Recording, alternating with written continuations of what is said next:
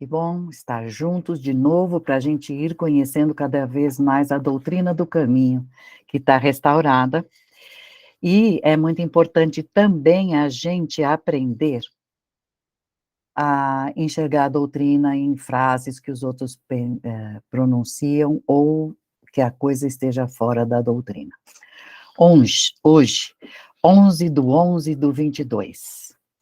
Nós vamos dar uma relida, uma revisitada, uma comparação comentada com as frases da oração que está na Bíblia, que é atribuída a Jesus, e depois que os discípulos dele chegaram a ele e falaram: Senhor, ensina-nos a orar, como João Batista também fez. Então, ele começa a falar e esta, entre aspas, oração, porque ele fala, façam assim, mas não como esta seria a oração, seria um convite. Então, nós vamos ver qual é o conteúdo espiritual contido em cada frase, porque ela é curta, na verdade. Para comentar, eu lancei mão de 5 fontes, vamos dizer assim. Peguei na Bíblia, Mateus, e não são os 4 evangelistas que pegaram as frases. Mateus não, Mateus e Lucas. Marcos e João não falaram esse trecho da vida de Jesus, só Marcos, só Mateus e Lucas mencionam.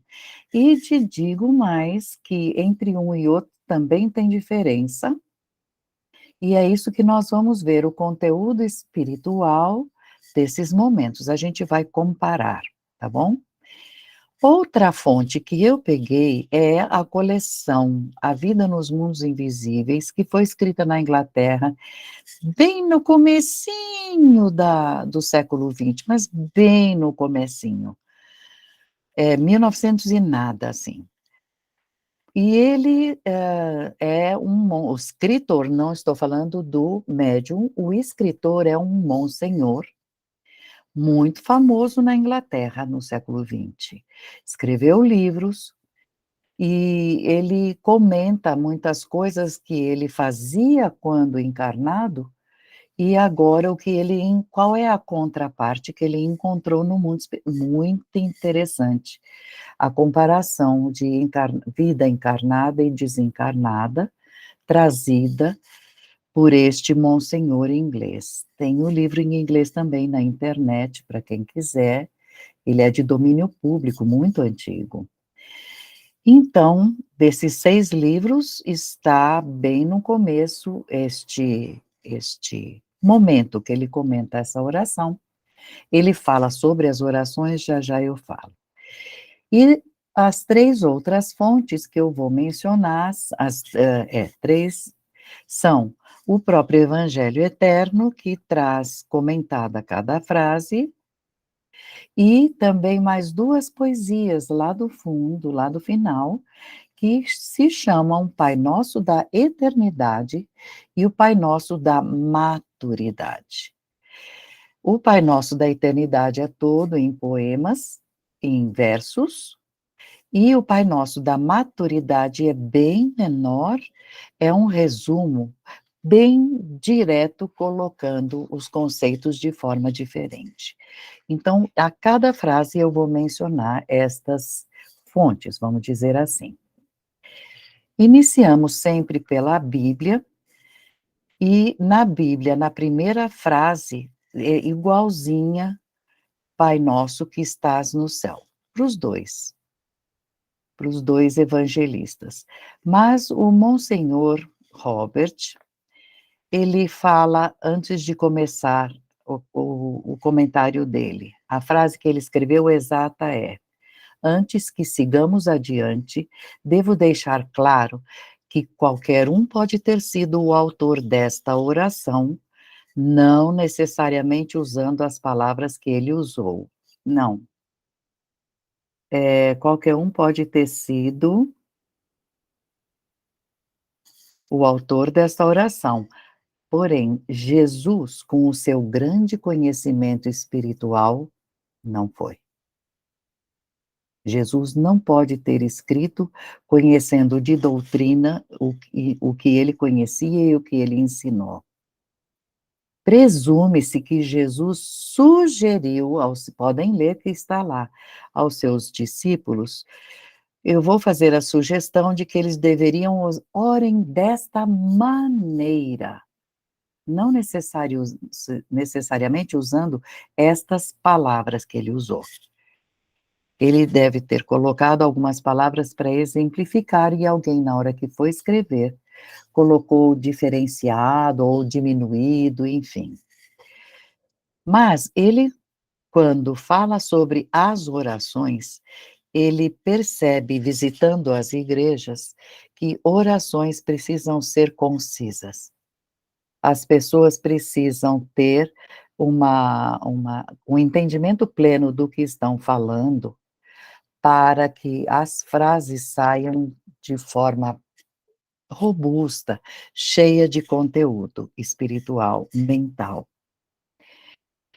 E esta frase, Pai Nosso que está no céu, ele fala, pelo menos não tem adulação excessiva, porque era costume da época, que fizessem, da época que ele era encarnado, as orações adulando Deus, bajulando, porque ele fala, isso tem um grau de insinceridade, que Deus não precisa disso, que a pessoa fica, até se perde nessas palavras.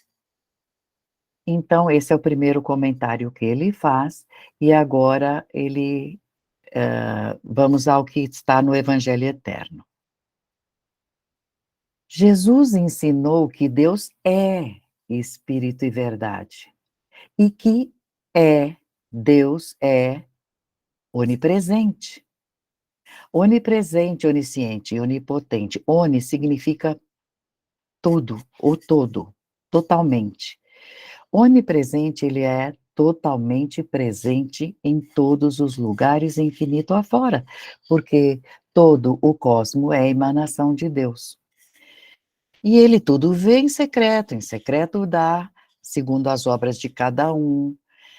Deus fica completamente acima, distante de qualquer palpite nosso, nós somos relativos.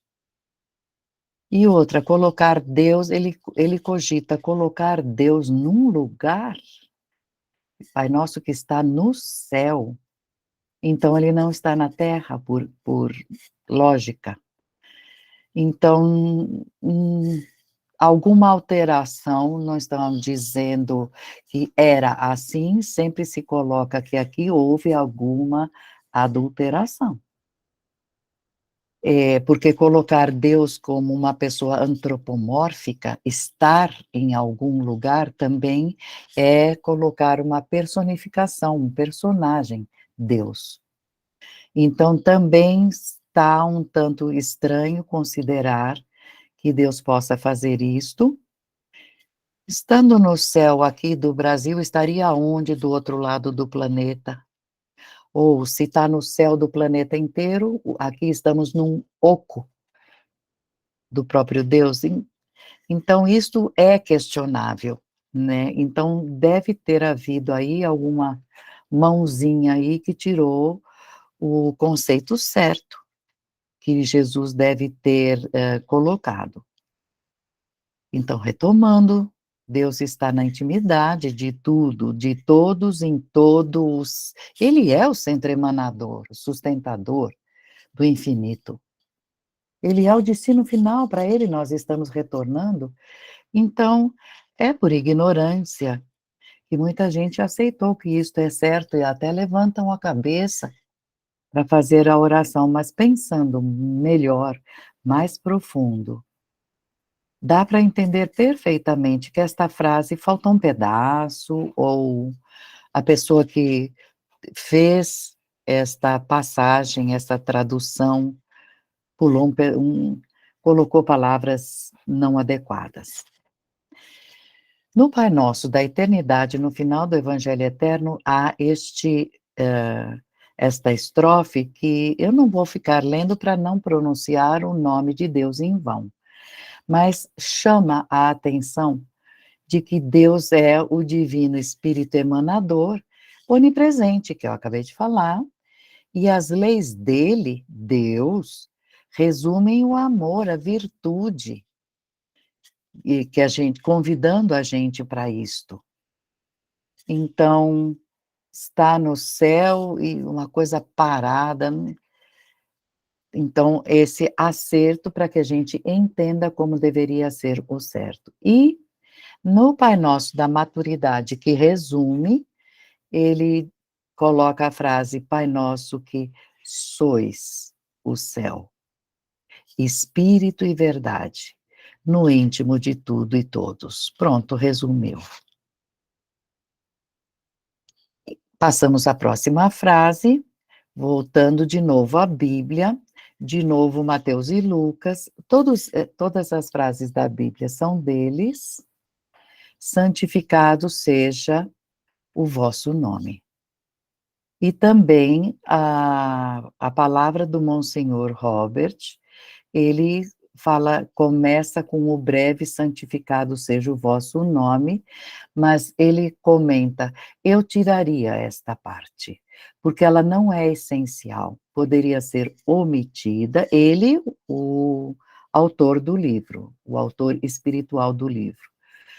Tiraria e o valor do início da oração não se perderia, porque as orações precisam ser, ele bate muito nessa tecla, as orações precisam ser diretas e resumidas, e eu coloco a minha palavra, porque ele coloca lá, intensas, entendidas, focadas.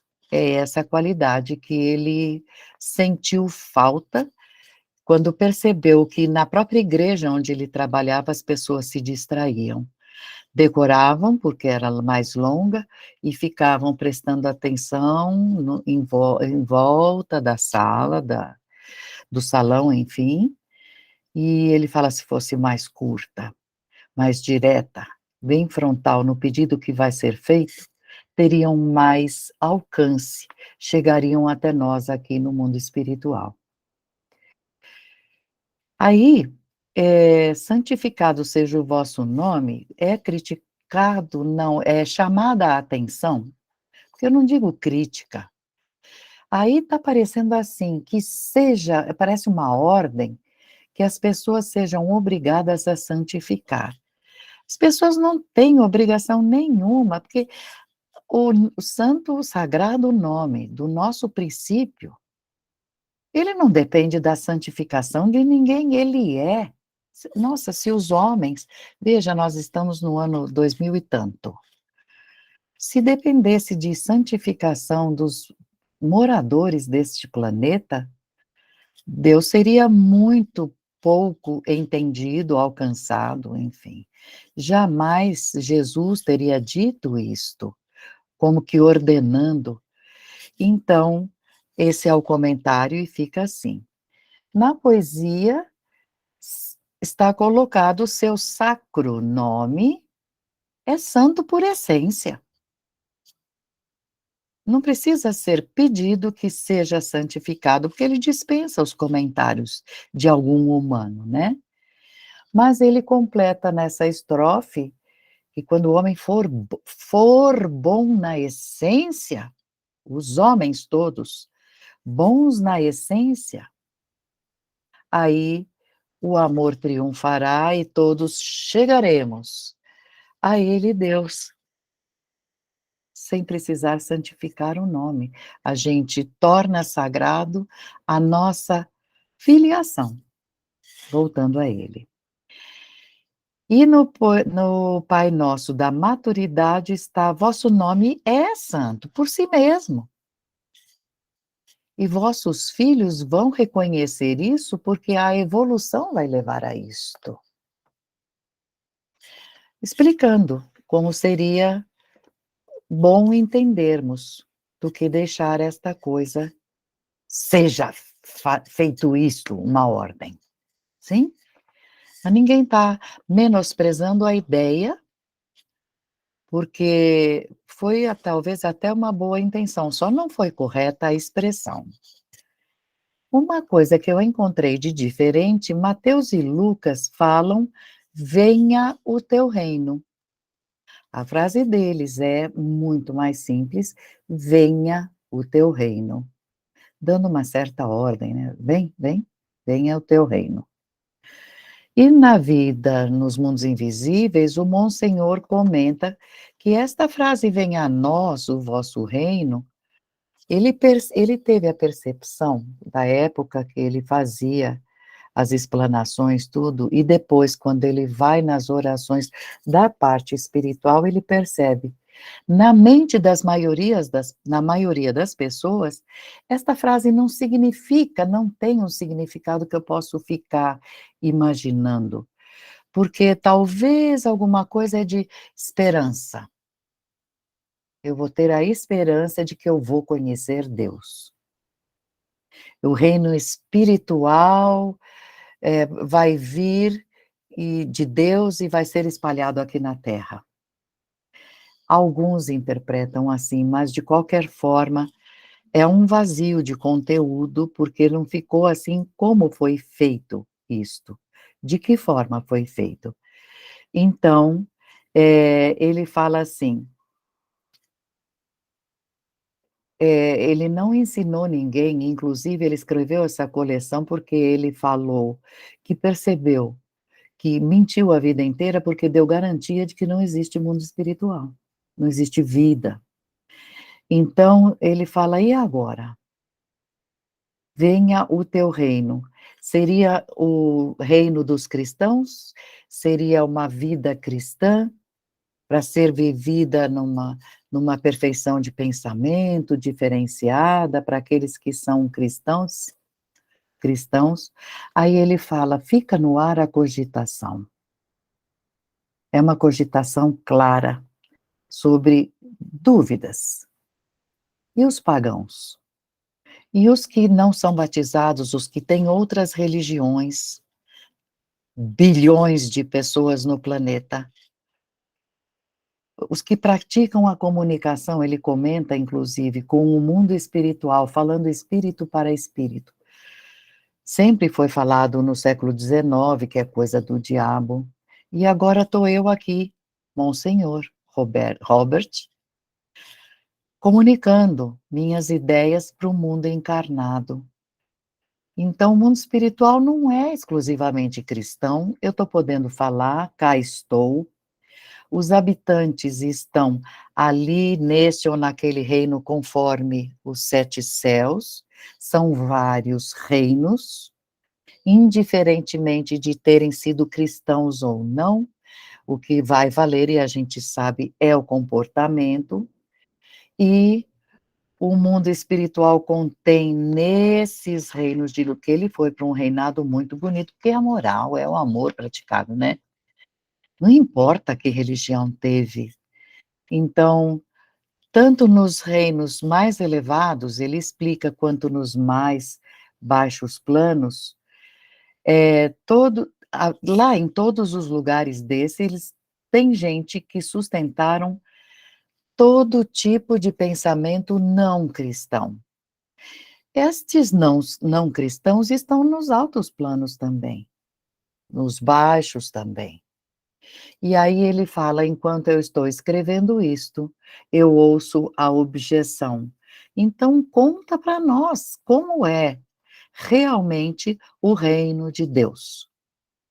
Ele fala: "Agora vocês estão me pedindo para explicar alguma coisa que foi inventado pelo pessoal da Terra, porque vocês é que deveriam me explicar. Não encontro razão para esta frase aqui no mundo espiritual". É a frase que comenta o sem "venha a nós o vosso reino". No Evangelho Eterno, o comentário é de outro teor. O mesmo Jesus que proclamou que o reino de Deus está dentro de cada um, e que não virá com mostras exteriores, e que tudo depende do que cada um fez, desabrochando internamente, não poderia ter escrito isto.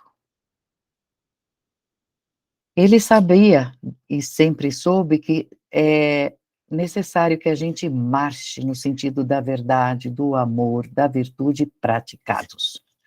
E é obrigação do espírito, no começo é ainda, mal praticado, quando o espírito ainda não tem maturidade, mas em Deus não tem falha, não vai cobrar aquilo que alguém não tem para dar, e ele, em princípio, é eterno.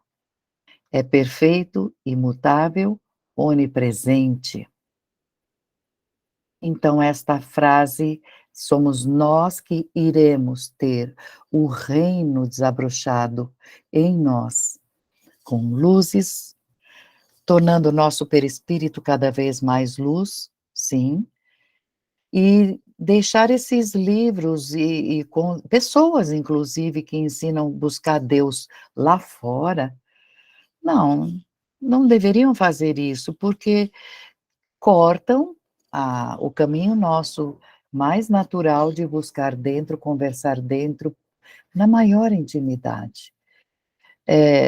A gente pode conversar com ele comentando os erros, os acertos, dúvidas. Então, é no templo da consciência, Deus sendo onipresente, esta comunhão que esta oração pede é de mente para mente, as mentes unidas. É no templo da consciência que isso acontece, porque a centelha que nós temos aqui na pineal é a sede, está em nós e brilha infinito. Vamos ao Pai Nosso da Eternidade. Esse poema diz: o teu reino é amor, é inteligência total, é glória, e está em cada espírito. Não virá. E teremos que nós mesmos desabrochar, como todos os testamentos no Novo e no Velho ensinam. No Pai Nosso da maturidade está: vosso reino é de verdade. Amor e virtude, nós todos teremos que realizar no íntimo. Então, quando nós todos realizarmos nas obras, teremos que o reino está em nós e nos outros e em todos os lugares. Pensou que delícia de lugar que fica depois que todo mundo já estiver praticando legal? Muito bem. Próxima frase é: seja feita a vossa vontade, assim na terra como no céu. De novo, terra e céu. Os dois falam, Lucas e Mateus, igual. O Monsenhor Benson, ele deixa bem claro que esta frase deixa muita gente interpretando de forma diferenciada. E muita gente fica desapontada e triste mesmo. Porque ele fala: puxa vida, então eu não devo rezar pela cura de alguém? Porque se vai ser feita a sua vontade então eu não vou rezar, então fica aquela coisa desencontrada que comentaram com ele, com o Monsenhor. Então vem ele fala: lamento desesperado, com este lamento desesperado, todas as esperanças vão se esvair. Porque a quem mais, se não é com Deus, eu vou apelar? Porque eles interpretam que as coisas só vão acontecer se for da vontade de Deus. Então não preciso nem sair de casa. A vontade dele vai acontecer. Ele notou que essa interpretação muitas vezes acontece. E muitos falam, por alguma razão, Deus não foi sintonizado. Então, eles acham assim, muita gente acha, comenta, não tem mais nada para fazer. Se Deus quer, vai ser, se Deus não quer, não vai ser, mas nós temos que lembrar que temos livre-arbítrio, e que nós temos opções, e que nós temos discernimentos a cumprir. Ele quer que a gente aprenda a acertar. Ele é dono das nossas vidas, mas a direção da vida quem dá somos nós. Depois a gente não pode se queixar. Então, claro que certas coisas não estão nas nossas mãos, por exemplo, a data de nosso desencarne, mas muita coisa depende de nós. Então ele falou: "No mundo espiritual a gente nunca usa essas palavras, seja feita a vossa vontade. A gente fala, prevaleça a sua sabedoria", esta é a frase que pronunciamos. E digo mais, a sabedoria de Deus prevalece.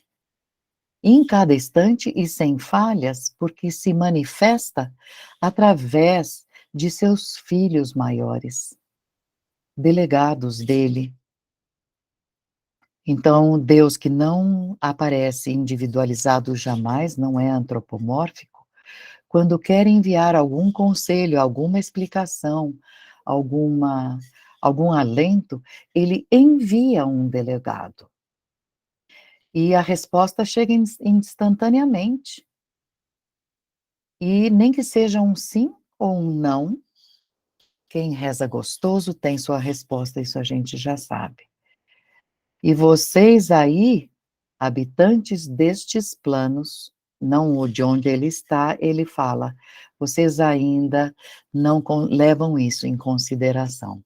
É verdade. Mas ele é um crítico, porque ele trabalhou com isso a vida inteira, então ele fez questão de, buscar explicações, e é longa, isso aqui eu só peguei um trechinho. No Evangelho eterno, nós temos que jamais Jesus ensinaria que alguém poderia dizer: "Faça a sua vontade".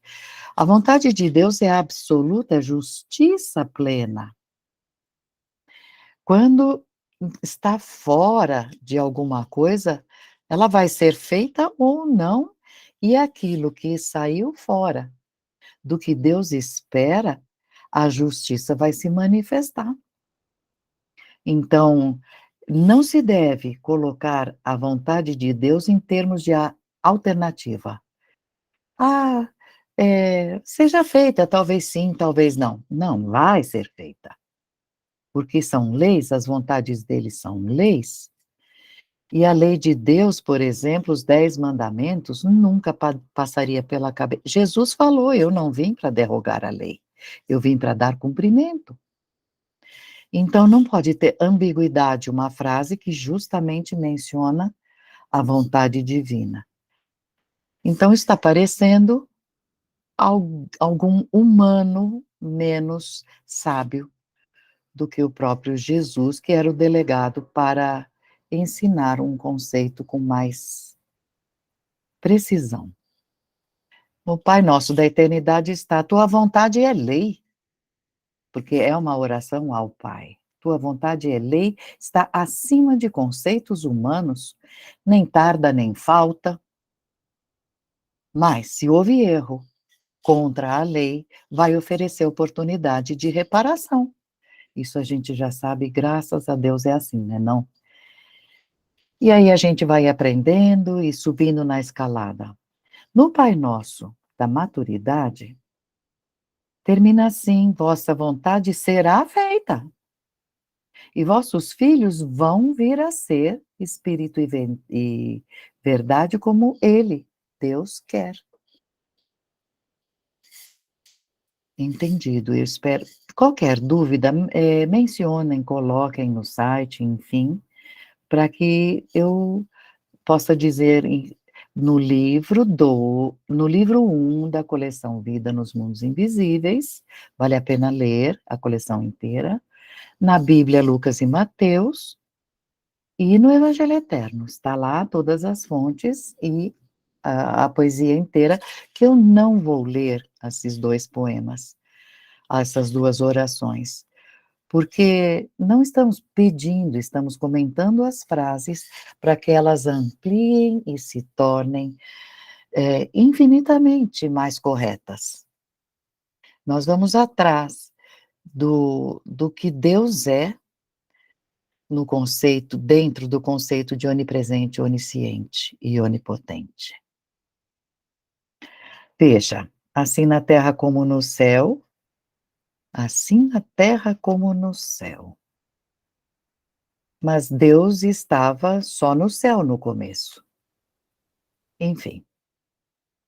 Assim na terra como no céu, Monsenhor fala: "Mas a vontade do Pai do universo não é nem aqui nem lá fazer a vontade dele, porque a vontade dele, que a gente percebe aqui nos mundos espirituais que ele sempre fala, que susto! Eu tinha uma impressão do que é o mundo espiritual, e isso aqui é um universo de coisas para que todos os viventes sejam felizes". É isso que ele coloca, isso é a vontade do Pai. "Ah, mas aqueles que estão morando nas trevas", não é para sempre, é provisório, pagou não deve mais, e vai ter outra oportunidade para que possa, ressarcir o erro. Então ele diz assim: "O destino de toda a humanidade é a felicidade suprema e pura, que no mundo espiritual um dia será gozada por todas as almas nascidas na terra. Diante de cada alma está a eternidade de tempo para cada um alcançar essa sublime condição. Esse meio tempo, cada alma vai gozar no mundo espiritual a medida exata. Olha agora como coloca, ele primeiro diz: "A felicidade suprema será nossa". Mas enquanto isto, cada alma vai encontrar no mundo espiritual a medida exata da felicidade alcançada no patamar do seu progresso espiritual, e é assim.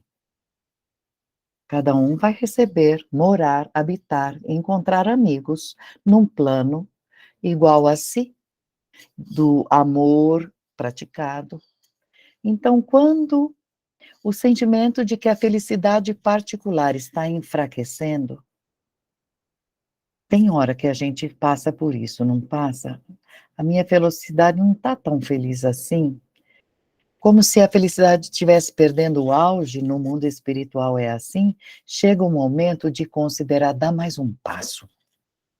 Aqui está pouco para você, lá é diferente. Nessa estrada do progresso, dê mais um passo. Veja o que te falta, muda. E esta alma vai para um franco acesso à gratificação de mais uma caminhada, mais um degrau. Essa é uma rotina. No Evangelho Eterno, está escrito bem claro: escravizar Deus a locais e tempos, na terra como no céu.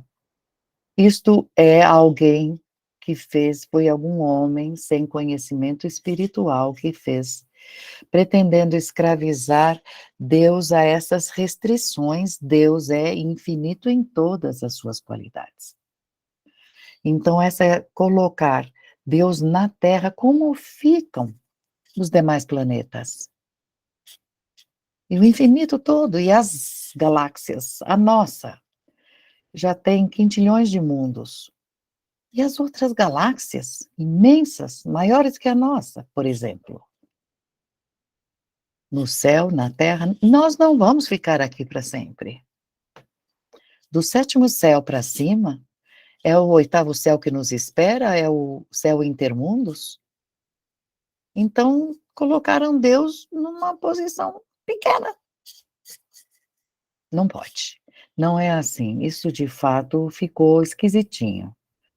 E outra, coloca parecendo que uma pessoa que vai ficar conversando, que a vontade dele vai se fazer, tanto lá, não tá bem colocado dentro daquilo de infinito que Deus é. No Pai Nosso da eternidade nós vamos ter, sendo acima de infernos e céus, uma de tempos e locais. Deus não é restrito a isso. Que tempo? O tempo de Deus é eras e mais eras, para a gente ainda enfrentar. Ele convida a larga mão de fazer calúnia, com as nossas palavras. A todos convida, deixem de ser labéus, caluniadores.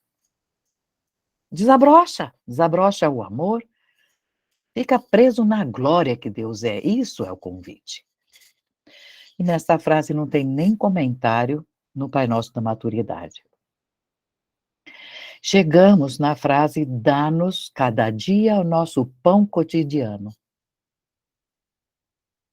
Só Lucas escreve.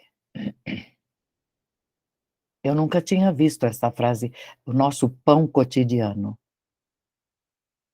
Na vida nos mundos invisíveis é tão claro que é tão material pedir o alimento que ele nem comenta. No Evangelho eterno inicia assim: as demais proposições têm algo de infantil. Vou rezar pedindo o pão, tá certo que se passar fome é ruim, mas, enfim. Jesus deixou bem colocado o significado do pão, o vinho, tudo isso é tudo aquilo que ele deixou de doutrinário, de exemplo. O pão são as obras, o vinho é o sangue que ele derramou, que ele simboliza, é porque ele se entregou a tudo aquilo que Deus espera de nós. Então, o pão de Deus é amor, é dele que é feita a vitória, é este pão que devemos querer para nós. O amor praticado para atingirmos a vitória. Por quê?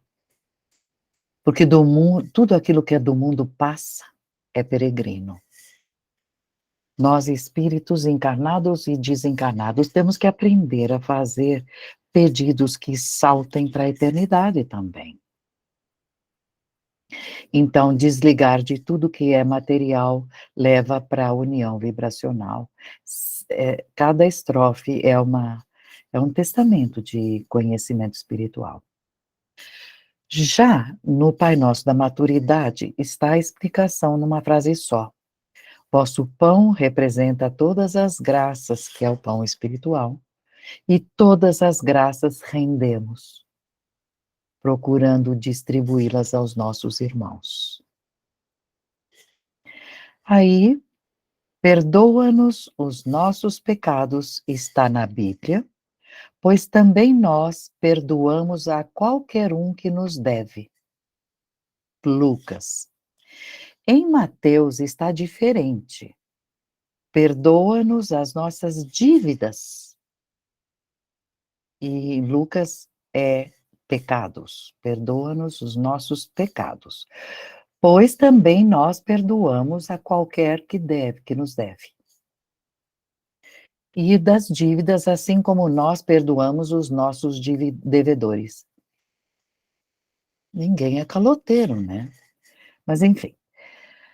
No Evangelho eterno está: o perdão de pecados não existe em Deus, isso a gente tem certeza por tanta manifestação, porque a cada um será pela justiça entregue aquilo que foi merecedor e não tem precedentes. O reequilíbrio de cada erro, dívida, falta, desarmonia vai ser por obras. Tudo e qualquer motivo vai ser por obras. Então, a gente vai colher muitas oportunidades, vai ter condição, vai ter situação para arrumar tudo isto. Então, como nós perdoamos, não. Nem Deus perdoa, e não acredito também, olha o comentário do Monsenhor.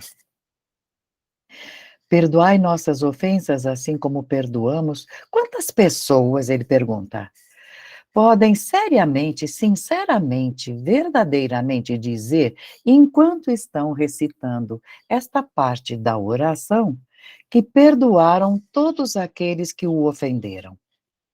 Isso é real? Seria melhor que esta frase não fosse pronunciada, porque essa última parte, como nós perdoamos a quem nos tenha ofendido, na mente de muitas pessoas não tem significação nenhuma, porque a pessoa é turrona, não perdoa nada. E a primeira parte, perdoa-nos os nossos pecados, pode não ter efeito nenhum, porque Deus não tem, é sempre aquilo da justiça divina.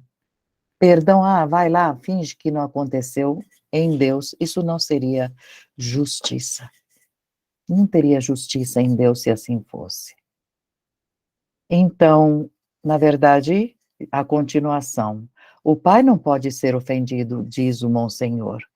Ele não tem perdão nenhum para dar, porque nem ele condena, nem pune, nem delega para outros o poder de punir ou o poder de, o direito de punir. As ofensas que a gente comete, podemos e deveríamos ir buscar o perdão de quem a gente ofendeu. Busca lá, conversa e vê se a pessoa te perdoa. Assim a gente se coloca numa ordem espiritual apropriada e teremos a ajuda do mundo espiritual sob a orientação do próprio Pai do Universo, que através de seus delegados, dos seus ministros do mundo espiritual, vão ajudar que a gente obtenha o perdão de quem a gente ofendeu. Não ofendemos a Deus, a gente infringe leis espirituais. Na poesia Pai Nosso da Eternidade, lá está a justiça de Deus representa a harmonia universal. E a dor e a tormenta nos levam à reparação de qualquer coisa que possamos ter feito.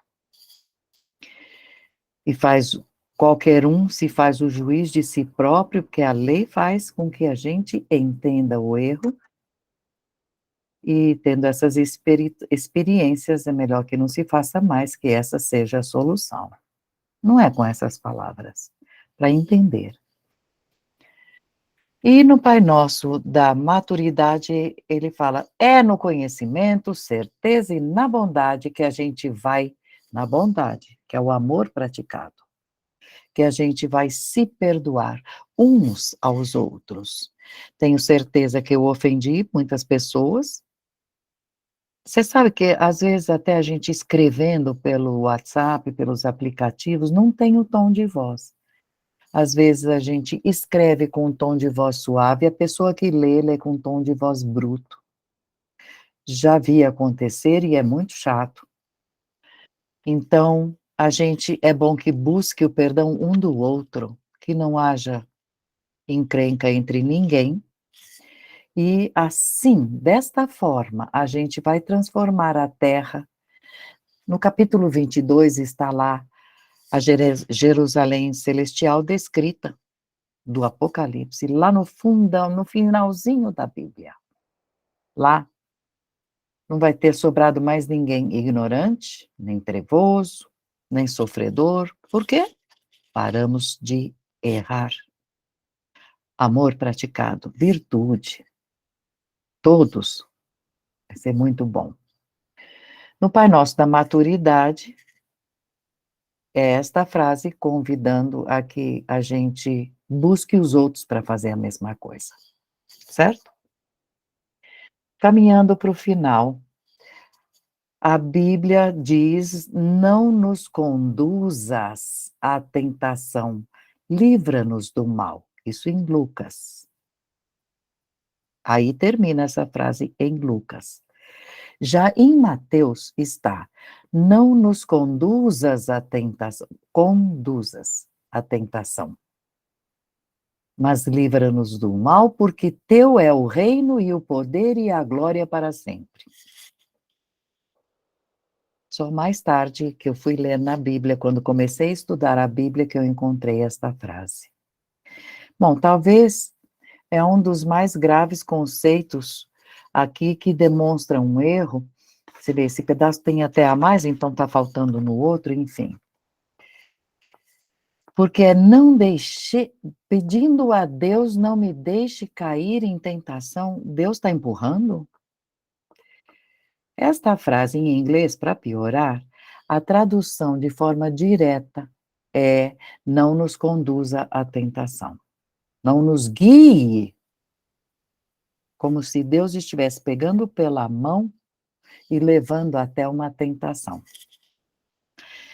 Então, Monsenhor fala: os teólogos vão objetar que não existe uma pessoa em sã consciência que acreditaria que o próprio Deus levaria pela mão nenhum só ser humano à tentação.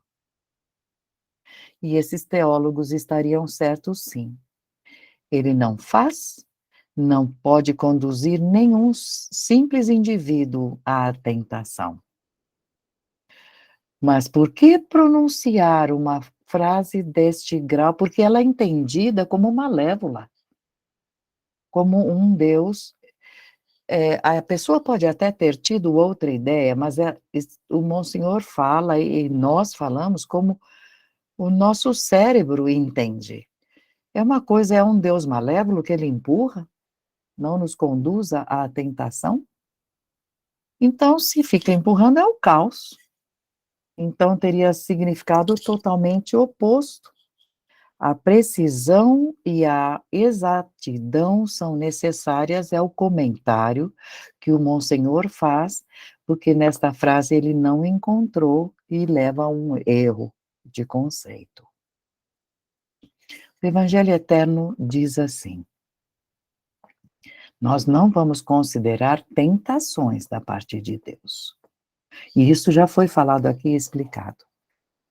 Mas o que existe realmente é teste para ser vencido. Vou dar uma parada aqui. Já em algum tema foi falado isto, no tema dos erros e na tema evolução. Quando a gente vai errando, porque ninguém nasceu perfeito nem pronto, a gente vai ter que passar por cima do erro de alguma forma, no local, no tema que foi feito este erro, nós vamos ter que ressarcir. Sempre. É sempre assim para todo mundo. E quando está, você tem certeza, já está bem, você não vai mais fazer tal coisa? Não vou. Vai aparecer um teste na vida, chamando, vou dar um exemplo bobo. Alguém roubou. Vai para o mundo espiritual, paga, recebe a advertência, volta. Alguém convida para o erro, ele de novo, porque tem aquilo no histórico dele, ele rouba de novo na companhia de alguém. Aí ele vai de novo eu estou aqui?